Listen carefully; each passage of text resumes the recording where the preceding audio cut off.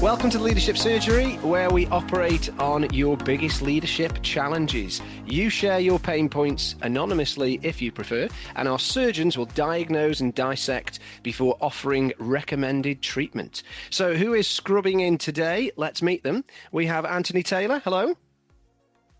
You're on mute, Ant. Oh, first one, Ant. What a start. What a start. Oh, dear. Take two. I'm still scrubbing in. Sorry about that. Okay. My name's Anthony Taylor. I'm a leadership coach and facilitator of about 10 years. Wonderful. We also have Sally Bryce. Hello, Sally. Hello. So a bit of background on me. 25 years in the corporate world in kind of the talent, leadership and HR space, having been a leader and led teams myself.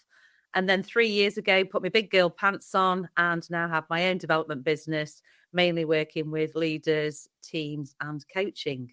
So, have seen most things, probably not all. So, hopefully can bring some good things to the table. Sure you will. And Mr. Dan Finn, hello. Hi, everyone. I'm Dan Finn. I work in leadership development, mostly designing programs, resourcing experiences to enhance leadership capability in-house. I've also got some great stories from my own personal experience of leading teams in the past as well, which will hopefully add a little bit of extra spice to the operating theatre. Absolutely. It's what we want to hear. And myself, Paul Nixon, great to be with you. Plenty of leadership experience, having taken on my first leadership role when I was at the tender age of 18. And in case you're wondering, I'm not a teenager anymore. So I have plenty of years to share. And like Dan, Sally and Anthony, lots of stories and hopefully helpful advice to bring to the table as well. So let's admit our patient, shall we? For today. Here's what Hi, everyone. I recently got promoted into a position of leadership, having never really led a team before. I know I'm quite fresh-faced, but it just feels like everyone around me knows so much more than me, and I feel really out of my depth. I'm questioning whether I made the right decision in stepping up. Is this normal? Have you ever had this before? Is it too late to turn around? Many thanks, Sarah, not her real name. So there's the situation, keeping this one anonymous. Okay, team, what are we dealing with here? What are our symptoms? What are you most concerned about? What strikes you about Sarah's situation? For me, first off, I'm quite jealous of her because it's a long time since I've been described as fresh-faced. Yeah. A little bit of jealousy creeping in there, I must admit. What are your thoughts on this, Dan?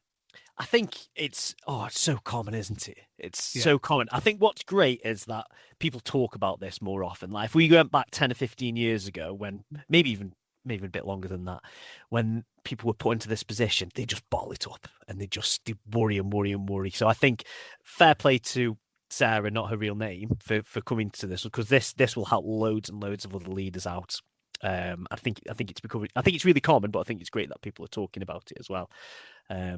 I think the first thing that springs to me is this imposter syndrome of I'm new and everyone's eyes on me because I'm the new kid at school almost. And it's that feeling of I don't want to mess up, but I've probably got some things I want to try and challenge myself with. And it's probably this fear of not fitting in, not doing the right thing, and that will just hold her back. That's where my first thoughts go to with this. Sometimes in teams as well, I don't know about you, but I've definitely experienced when either you are the new person or when you're working with someone who is the new person, one or two people in the room sometimes turn on the little bit of bravado and the sort of like, I just want to let you know, when I was doing my PhD, do you know what I mean? And they just kind of drop these things into conversation, or they start using a bit of corporate jargon. And as the newbie, then you can sometimes feel, they must know loads more than me. I'm not equipped. And sometimes there's that bit of, it's I suppose just throwing your weight around a little bit and trying to put your stamp on things. Maybe some of that exists here too, which is exacerbating it and making it worse for Sarah. Yeah, I agree with both of you. I think my own experience. And I think the beauty of being a coach is you get to spend a lot of time with different people. And to your point, Dan, see how common this is, and it's not just a man problem or a woman problem. I think, lots of people right from the top of the organization down to kind of, people who are going into their first level position kind of suffer with this. And I think, to your point, Paul, the people who maybe be put on this bravado or the armor, as I might call it, to protect themselves, look how brilliant I am, don't look at me kind of thing, there's nothing to worry about here, are maybe the people that are actually suffering the most, but they kind of put this armor of self-confidence on to kind of deter people away. And then if you're suffering in the room as well, you'll be like, oh God, it is only me then. No one else feels like this. Just on that side, what's the detriment of doing that in this sort of position, do you think? Of putting the detriment of putting the self-confidence on? Yeah. I think it can be alienating. I think, I have certainly found, and this again is maybe more of a recent thing, is that actually people find more connection in vulnerability and where people are honest. And I think if you're in the room going, oh my God, I don't know about anybody else, but I actually feel really nervous, other people go, oh, and then, that connection is built. I think when you start from a place of, oh, I'm brilliant, or I do this really well, I think that can be incredibly disconnecting. Yeah, and it is really common. I mean, there's some research on a couple of years ago that showed there's something like 2.8 million accidental managers in the UK. People have been promoted into positions, perhaps like Sarah, without any kind of training or development ahead of time. And I'm feeling really like in the rabbit in the headlights. So my message to her is, you're absolutely not alone. I think it's perfectly normal to have that kind of self-doubt and feel a bit nervous. And it's not too late to do something about it. And, don't quit now. You're literally starting out on your journey, and that's absolutely normal and fine. And she said in her statement that she submitted to us, I've never really led a team before. So that, Sarah, you've never really led a team before. Give yourself a bit of grace.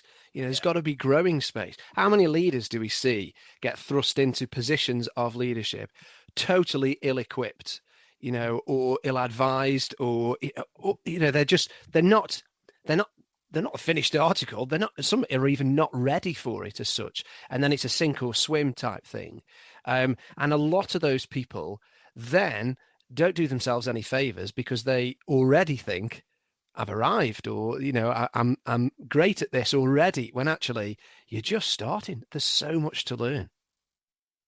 Yeah. And that first time, like the little things which when you were being led, you probably took for granted, but it's things like hosting your first team meeting, doing your first performance development conversation, or your first coaching conversation with your team. These things which you've probably taken for granted from being on the other sides, they become difficult, and I think perhaps you probably, to your point, Paul, pile a lot of pressure on those events which all leaders have.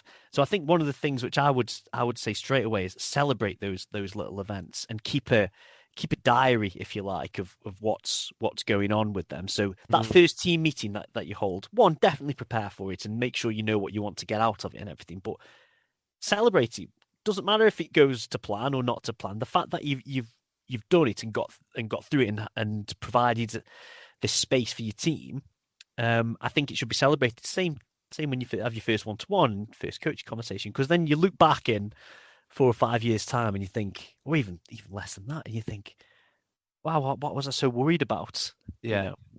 I really like that, Dan, because I think it's when you're first starting, you get so kind of lost in everything that you can't see the wood for the trees. And I think a really nice way, if you even at the end of week 1 or month 1, is if you keep either on a post-it or you write it somewhere, those little reminders of your little wins, it creates great momentum. So I think that's a really nice way to get out of that imposter syndrome with something real to say, yeah, but I felt like that, but look what I've done, or look what I've achieved. And I think, a little bit to what you were saying as well, Paul, I think it's really important to recognize, how you feel and be kind to yourself. I haven't done this before. But also, in this case, Sarah was promoted for a reason. Yeah. Yeah. You know, she must have gone through an interview Yeah. process. She must have, you know, they must have seen evidence that, you know, Sarah was doing a great job. And I think what one of the tips that I was going to offer was around this, you know, while that's in your head, look at the evidence around you and be really crystal clear with yourself. Is that fact? You know, can I not do this job, or what indicators are telling me that I can? So I think those things together, that kind of momentum and that kind of facts-based stuff, can be really helpful. Mm. Yeah, it is really common. I do a lot of coaching around that imposter syndrome, and it's reminding people that it's okay to feel bad. It's not feeling bad for feeling like it's feeling bad about feeling like an imposter that's the problem. And we don't have to get stuck in that. I also think it's reminding them that if they really didn't care, then they wouldn't feel bad. So actually, you can see this as they want to develop, Sarah wants to progress, wants to do something. That's going to be a motivating force for her. But I think you touching on your points about reminding yourselves about what you've done is really important. Little journal of success. I call it a little bread book. Bread book. book. A little bread Bra- book. Go on, A tell us. brag book. Oh, I think brag bragging book. is Oh, a- a brag book. yeah, A bread Hello. book. Hovies, Warburtons. Warburton's, Other bread. soft slice, thick slice. Sourdough. Yeah, yeah. Other Don't bread brag manufacturers are available. Yeah. Brag What book, about- like that? What about with imposter syndrome? Sally, you mentioned about vulnerability. Yeah. How quick would any one of you be, do you think, to acknowledge to your team, look, guys, I'm new at this. This is new to me. I'm going to make some mistakes here. I'm not going to get this right every time. I'm going to give it my best, or anything like that, because that is being very vulnerable. It's laying on the table your limited experience, arguably to be manipulated, to be pulled to pieces.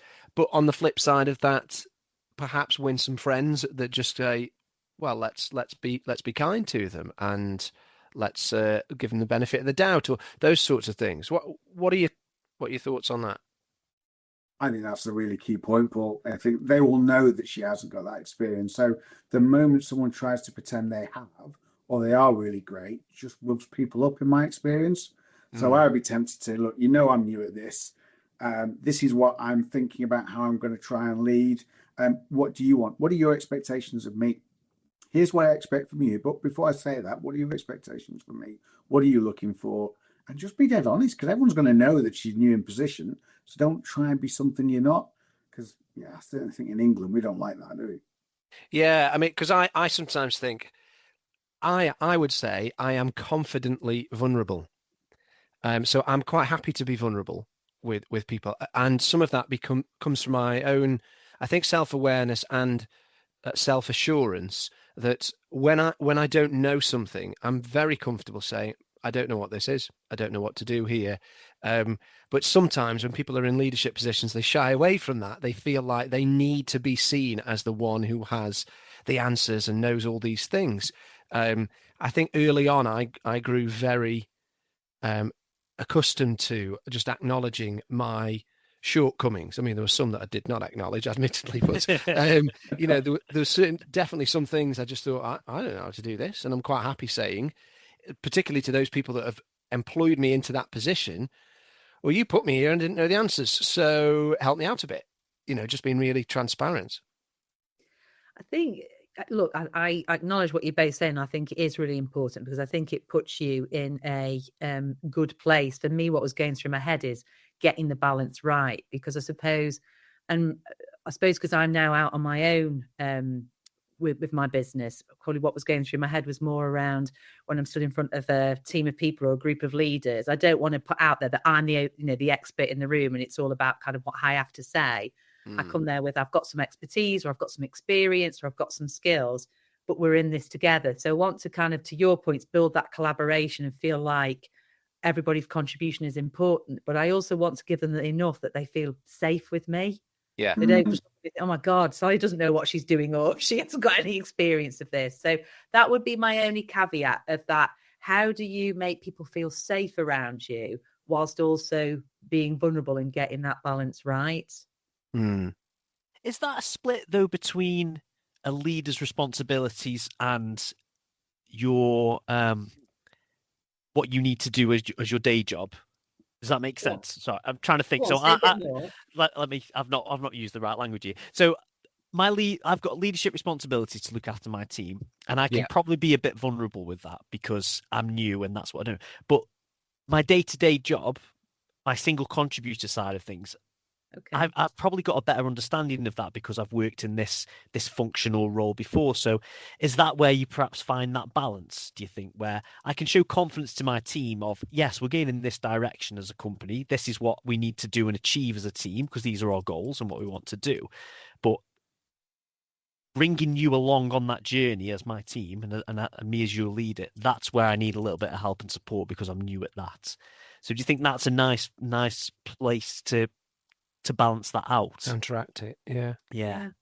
I think, look, I think again, it's getting that balancing act because it's also, what boundaries you have in place. And like I say, this kind of feeling safe. And I am your line manager. So I want to make sure that I kind of set the right tone for that. But like you say, also being vulnerable. I think, look, this is why it's called an art, isn't it? It's balancing all these nuances and being really open with people and finding your feet. You'll have some people in the team that might respond really well to that and go, great, I've got somebody who sounds like they're not going to come in here and just not listen to what we've got to say or just brush over everything and is really open, versus someone else that might go, oh, brilliant, they don't know what they're doing here. This might be an opportunity for me to kind of, swing the lead a bit. So I think it's how do you get all of those things right? And I think it is a little bit of, to your bit about the little celebration walls, noticing your wins as you go on. What did I get right? How did that one-to-one go? Okay, well, what would I do differently next time? And building on all of that experience that I think helps build your confidence over time. Mm. Do you know what could be another factor at play in this scenario as well? Is if Sarah is now leading the team she was once a part of. Yeah. So she's now the lead. She's now managing her. I feel like who were our peers. Now. Get your siren! Oh no! That's always one of the Hold toughest. Oh, That's the toughest gig, isn't it? yeah, It is. and that adds another element of complexity, which we just discussed anyway. But when you've then got yesterday, I was having lunch with everyone, and we were all on the same level, if you like. Now I've got to disassociate myself a little bit from that now. Yeah. And this is getting back to your point, Anthony, around what are these are my expectations now as I'm now your line manager. So what are your expectations of me? Because although we might even still be really close, that relationship's got to change a little bit. Yeah. And that's made even harder if there's someone in the team that you are leading who also applied for this job and is unsuccessful. I know we could say, oh, that's nightmare scenario, but that's reality for lots of people, isn't it? And I do think that's a really difficult path to walk. And so again, if that resonates with Sarah or anyone else here, give yourself more grace, because this is a really tricky thing to walk through. And I think that's where some of that transparency needs to come in. And it's also coming back to what was mentioned earlier. It's also reminding yourself, yeah, but I got the job. I got given this role. I was successful. Whatever the criteria was, whatever the scoring criteria might have been, I came out on top.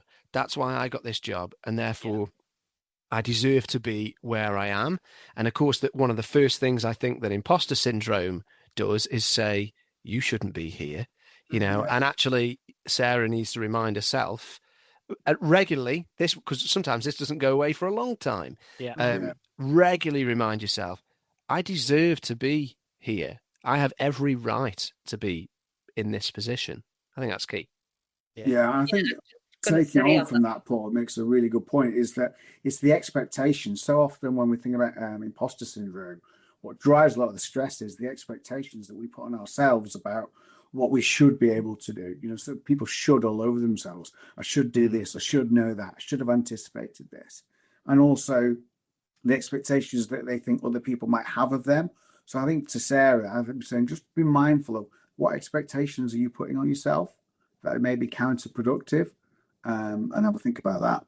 Yeah.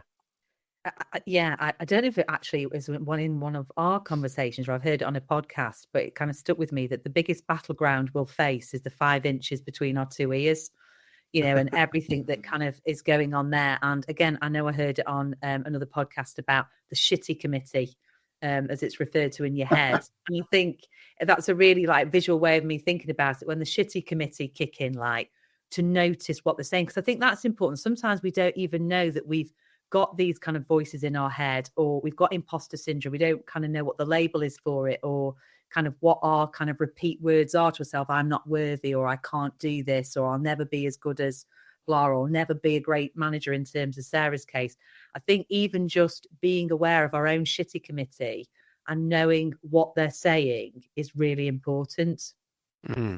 Something you've just said there, Sally, which has resonated with me around I'm not as good as whatever the rest of that statement is you're always going to compare to other people or other scenarios, but try not to. I know that's not the best advice, but your first day of being a leader can't be compared to somebody who's got 5 years or 10 years experience. Yeah. So to run your own race with it, and you'll come across your own obstacles, which are different than everybody else, and you'll find a way through it. Particularly as Sarah's been open about it now, and based on her scenario, you think she's got an openness and a willingness to learn, so she'll find a way through all this anyway. Yeah. But I think that's also key of having being this open, finding ways around things, using people around you, even looking at perhaps getting a mentor who's been through this and to share their experiences as well. But yeah, run your own race. Don't compare yourself to somebody who's 10 years, 15 years experienced. So we're leaning into the treatment plan here for Sarah, aren't we now? We're thinking about what we need to prescribe.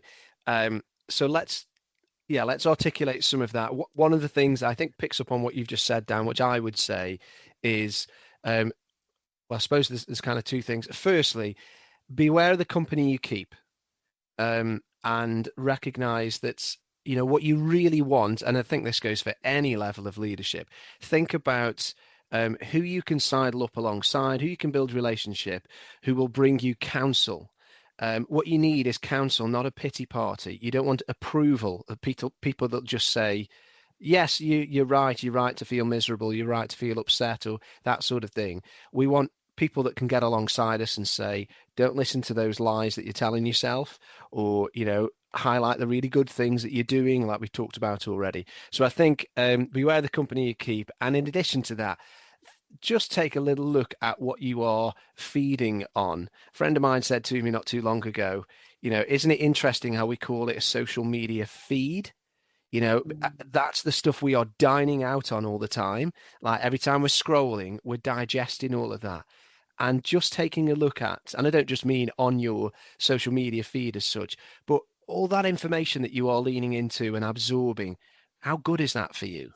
Reading books, listening to podcasts, learning about leadership will serve you really well. Whereas listening to people that moan and bitch about everything all the time is not going to serve you well, actually. So the company you keep and what you're feeding on, I think is really wise to bear that in mind. I think that's a really good one. And I just want to build for my kind of advice around the treatment plan for Sarah. I think, having spoke about imposter syndrome a lot, I think something that I've used in my coaching sessions, and certainly myself, because, like we said, we all suffer with it. And, no matter how much I do this stuff, it still creeps in. But I think being aware of your own shitty committee and what's being said, because I think almost labeling it and knowing it almost deflates a little bit of that kind of power it has. And then I think once you know it, is it true? What have you got to support that statement, and what evidence have you got against it? Because I think that is really helpful as well, because sometimes we just say these things, or we have been saying these things for so long that we don't ever question them. So I think that's really important to kind of, what's the truth in it? And then, there might be a case of reframing it. So, I'm no good at this. Well, okay, I'm no good at this yet.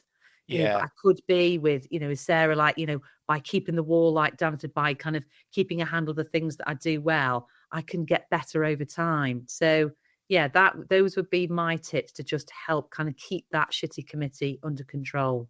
Yeah, I think my treatments for this would be a little bit of what both Paul and Sally have just said. I think I'm really leaning towards this find a mentor and the company that you keep. And that's based on actually my own experience when I first went into leadership, of having somebody strong around me who could give me those reds and greens. And what I mean by that is, Dan, you're doing a good job there. That what you're doing with your team is really helpful and beneficial. Or is, Dan, there's something not quite right. Have you tried this? Or why don't you give this a try? These different things. So I think definitely finding a mentor, and getting back to my very first point of celebrating your wins. Don't be too hard on yourself, and celebrate those wins and every milestone along the way, because it is a hell of a journey, and you get better at it. You're never the perfect leader, but you do get better at it. Yeah. I think for me, I'll give two things that sort of touch on that. Will be, one is just thinking about your own expectations. What are you putting on yourself, which leans into what Sally and Paul have said as well. And I'm not brag, but to Dan's point a little bit about celebrating your wins, keeping that journal of what's gone well, what's not gone well. A lot of football sports coaches, people do that, is learning from what have I done well, something you can go back to and refer to, but the action of writing it down, celebrating your wins, what you do differently next time, what you continue again, really powerful, I think. So stitching up in closing, because we can't leave a wound gaping, can we?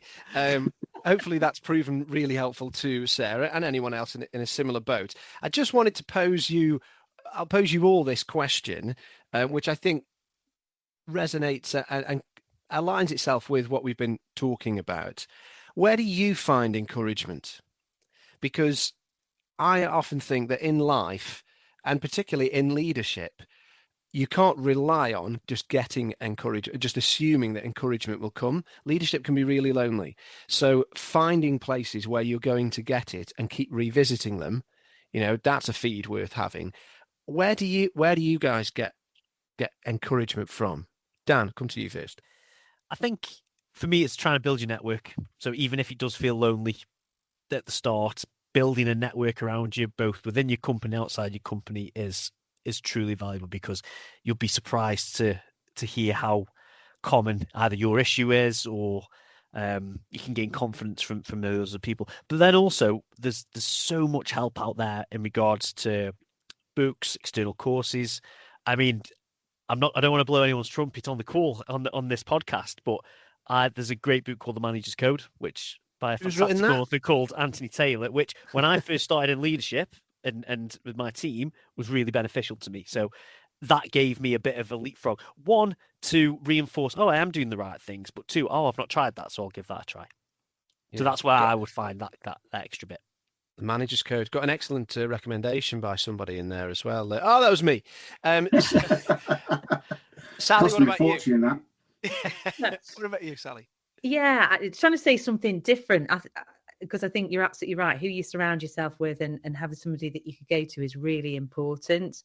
I think one of the things that I'm doing a lot this year on the 2020 Thrive kind of bandwagon, I was going to get that in, I think is doing some of the practices that I do with my coaches. And so what I mean is I'm getting to know myself better. Yeah. Because I think, again, going back to the shitty committee, if you rely a lot on what other people are saying, too much so, you can have a good day based on someone says something positive, or you can have a bad day based on if someone gives you some negative feedback. And whilst I think that is really important, I think me being my own barometer of myself and knowing, was that good, Sally? Was that you at your best? Could you have done something differently today? How do you get better?